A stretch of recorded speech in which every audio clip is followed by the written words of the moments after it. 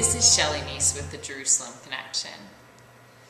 Watching footage this week of an Iranian mob raiding the British Embassy in Tehran struck a haunting resemblance to the takeover of the American Embassy 32 years ago.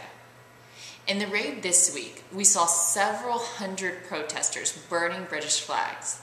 They smashed windows and set fire to embassy vehicles.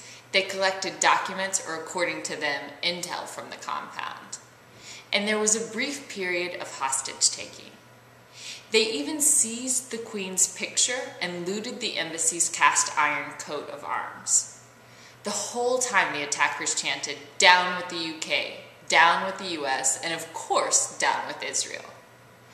The specific demand of the protesting militia was a complete break of relations with London. And that's exactly what they got. The UK closed its Tehran embassy and gave Iranian diplomats 48 hours to leave London. Tuesday's attack came after the UK took the lead in outlawing all transactions with the Central Bank of Iran. Sanctions have been almost useless up to this point, but apparently this move against Iran's bank finally hit Iran where it hurts. Ransacking the British embassy was an act of revenge. In typical Islamic Republic style, the government at first denied any connection to the incident, but the British Foreign Secretary said in no uncertain words that he wasn't buying it. A police state like Iran, where women can't get away with flashy nail polish, most certainly gave their consent to a protest this significant. The government at first claimed the protesters were self-motivated university students, but Persian news sites recognized from the pictures militiamen commanded by the Iranian Revolutionary Guard. Obama's response to the embassy attack has been tame, to say the least. He simply accepted the Iranian regime's narrative when he said he strongly urged the Iranian government to hold those responsible to task. Those responsible were militiamen on orders of the regime.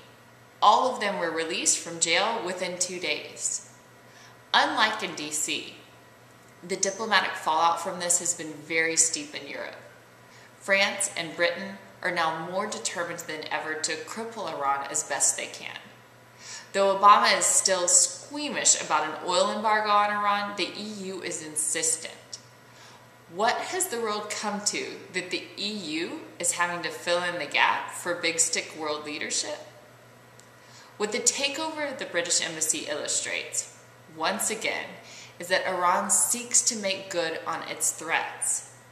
We should be long past just accusing Iran of disrespecting international laws. We should no longer understate the threat of this Islamic Republic.